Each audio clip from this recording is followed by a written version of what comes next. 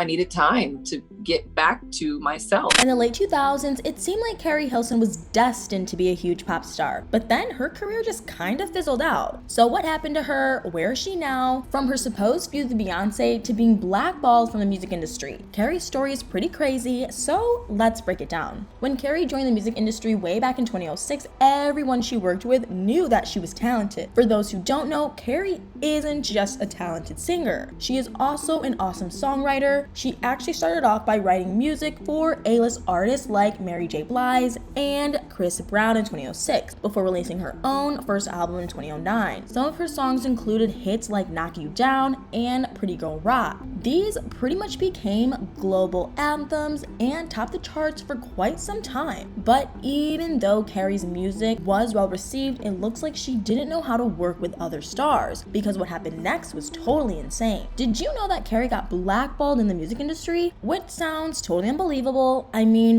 what could she have possibly done that was so bad to make her fall so hard from the top? Well, here's what happened. It turns out that Keri messed with an industry giant, and you won't believe who it was. Apparently, she shaded Beyonce in one of her songs, and it may have cost her her career. Do you remember her hit song, Turnin' Me On? It's alleged that some of the lyrics were directed at Beyonce, and her fans and industry producers were not happy about that. It all started when Keri was working on the song, and someone from her team decided to leak it before its official release. The lyrics of the song said something like, "Your vision cloudy if you think that you're the best." And it also said, "You can dance, you can sing, but she need to move it to the left." I'm sure you're wondering how the song could possibly have been directed at Beyonce. Well, apparently, Beyonce's fans assumed the song was dissing her because of the words "to the left," which they linked to Beyonce's song Irreplaceable. And I know that sounds a little far-fetched, but let's examine that story for a minute. Keri was a rising star while Beyonce was already a star, and we all know about diss tracks in the music industry where musicians start beefing and it becomes a thing. Well, it turns out that Beyonce's fans thought that Keri was coming at her, and they started sharing hateful comments about her, and you won't believe the drama that followed this. Besides facing the wrath of Beyonce's fans, it turns out that music producers allegedly didn't want to work with Keri either, and it's reported that that's why her second album didn't do so well. But what did Keri have to say about this whole drama? It's reported that she denied the rumors and said that the song wasn't about Beyonce at all. She clarified that the song was about her haters, and she added that she had a lot of respect for Beyonce and that people should stop creating drama out of her song. But it turns out that there was more to the story, because what happened next will blow your mind. It seems that Keri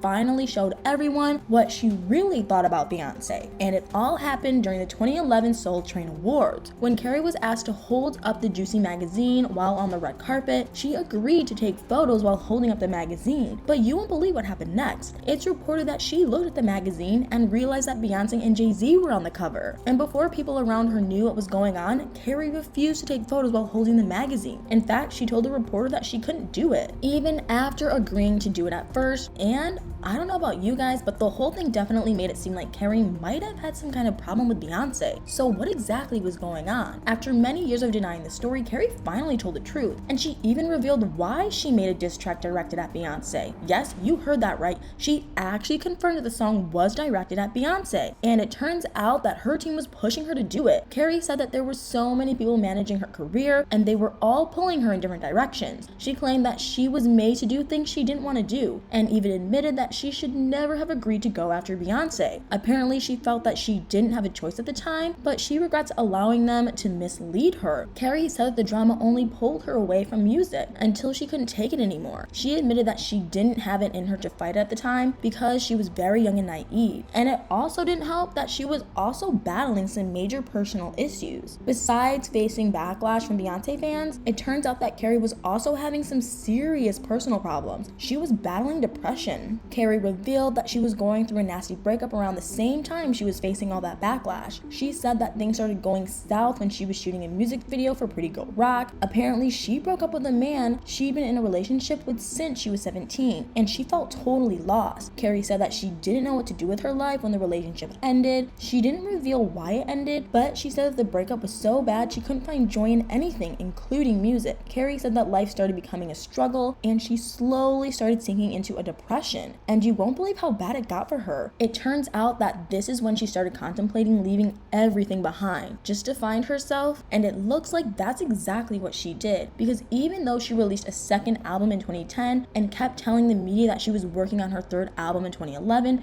she never released anything new after that. So what has she been up to? Well, it looks like she found a new home on the screen, and she's been doing just fine. Keri admits that getting acting roles came as a total surprise to her. She got her first major acting role back in 2012, shortly after taking a break from music, and it turns out that this was just the beginning. She first acted in the movie Think Like a Man, and she has acted in several others since then, including For the Love of the Money, which was released in 2021. And it looks like Keri didn't stop there. She finally made it to TV acting in 2017, and she has done more than 5 TV shows since then, including Don't Waste Your Pretty, The Hotline, and A Hip Hop Family Christmas Wedding in 2022. But will Keri ever go back to music? During an interview with Behind the Mask podcast, Keri said that she is now ready to return to music. She said that she spent a lot of money on the studio time back in the day, but she couldn't produce anything genuine because she was going through so much. But she said that she's now doing better, and even said that she'd love to work with Beyonce in the future, which would definitely be interesting. But what do you guys think? What do you think about Keri's feud with Beyonce, and do you miss her music? Let me know in the comments below.